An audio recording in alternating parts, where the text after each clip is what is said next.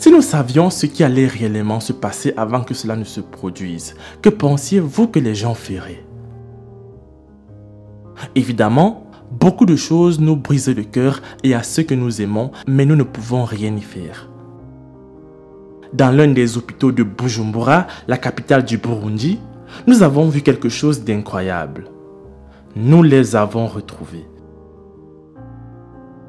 C'était beaucoup trop dur pour elle, ses parents, les médecins et tous ceux qui ont appris cette nouvelle.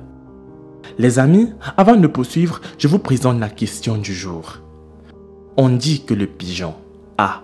croasse, B. roucoule, C. siffle. J'attends vos propositions dans les commentaires et la réponse exacte vous sera donnée à la fin de la vidéo. Elle s'appelle Contessa, leur mère. Elle dit qu'elle n'avait jamais rien vu de tel avant que cela ne lui arrive réellement.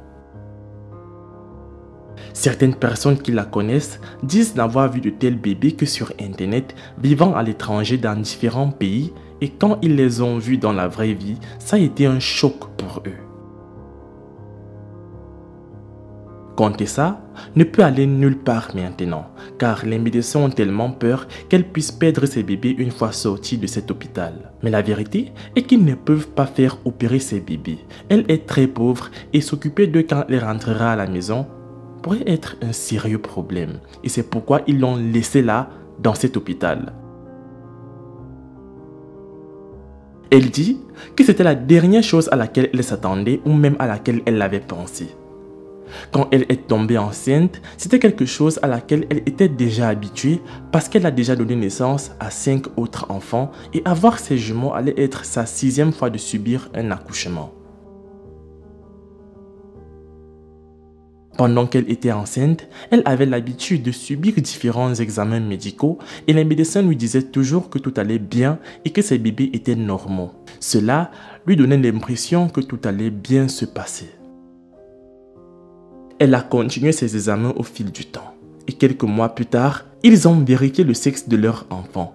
On lui a dit que l'une était une fille, mais pour la seconde, c'était difficile à remarquer car elle était dans une position étrange. Ils lui ont ensuite dit de rentrer chez elle et de se reposer puisque c'était normal et c'est exactement ce qu'elle a fait. Il était alors temps d'accoucher. Elle s'attendait à ce que tout se passe comme d'habitude, mais cette fois, ça ne s'est pas du tout passé comme ça. Pendant qu'elle poussait le bébé, il ne sortait pas et ils se demandaient tous qu'est-ce qu'il se passait, mais ils n'ont rien obtenu comme réponse.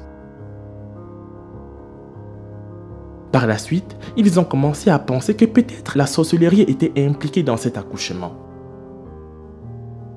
L'un des médecins a réalisé enfin quel était le problème. Le médecin a crié très fort tout en étant étonné et choqué, disant que les bébés étaient réunis et que la seule façon de les sortir était de procéder à une intervention chirurgicale. Car il n'y avait aucun autre moyen qu'elle puisse pousser ses bébés tous les deux réunis. La chirurgie a réussi et ils ont retiré les bébés. Voilà à quoi ils ressemblaient. Elle était heureuse et choquée en même temps. Elle n'avait rien à faire et ne savait pas quoi faire, alors elle l'a demandé au médecin. Le médecin a dit que le traitement pour séparer ses enfants n'était pas possible dans leur pays, seulement dans un pays étranger. Parce que dans ce pays, personne n'allait prendre le risque d'accomplir une chirurgie sur des bébés qui partagent les mêmes organes. À ce moment-là, elle a eu l'occasion de poser des questions sur l'état de ses bébés. On lui a dit que ses bébés partagent le même ventre. La bonne nouvelle est que chacun d'entre eux a son propre cœur et c'est pourquoi il croit que la chirurgie pourrait être possible pour ces bébés s'ils ont la chance d'en subir une de très bonne qualité. Ils ont continué à la transférer dans différents hôpitaux, mais ils ont tous dit la même chose. Contessa ne pouvait pas du tout rentrer chez elle. Son mari est également malade, souffrant d'asthme et s'occupe également des 5 autres enfants, ce qui fait que ce n'est pas facile des deux côtés. Cela rend sa vie encore plus compliquée.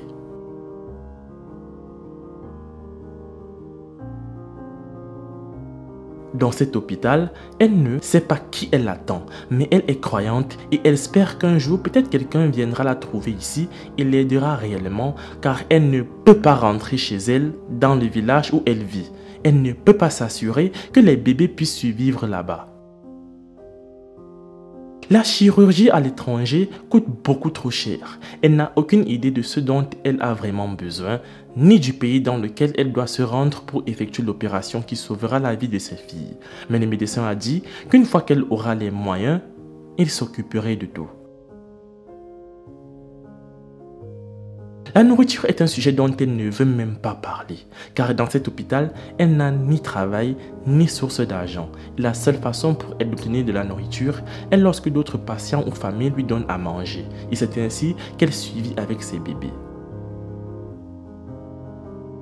Elle a maintenant passé des mois à l'hôpital et les bébés pèsent maintenant 6 kg et 100 grammes à seulement 4 mois. Et elle pense qu'elle ne pourra plus les porter bientôt. Bien sûr, sa famille lui manque. Cela fait maintenant 4 mois qu'elle n'a mis un pied là-bas. Elle ne sait pas quand elle pourra réellement les revoir car elle ne pense pas que ce qu'elle traverse actuellement va se terminer bientôt. La prière est tout ce qui la maintient dans cette situation si difficile, avec beaucoup de pauvreté, de maladies et beaucoup de besoins. Mais elle dit qu'elle s'y attendait parce qu'elle est croyante. Elle dit qu'en période de crise, elle a plus que jamais besoin de sa foi. Elle demande de l'aide pour pouvoir amener ses enfants à l'étranger pour une intervention chirurgicale qui leur sauvera la vie et les séparera. Les fonds qui seront récoltés seront versés sur la plateforme GoFundMe présente dans la description ou alors épinglée dans les commentaires. Les amis, c'est la fin de cette vidéo. La réponse à la question du jour était « On dit que le pigeon roucoule ». Laisse un like si tu as trouvé. Moi, je vous laisse et surtout on se prend pour la prochaine fois.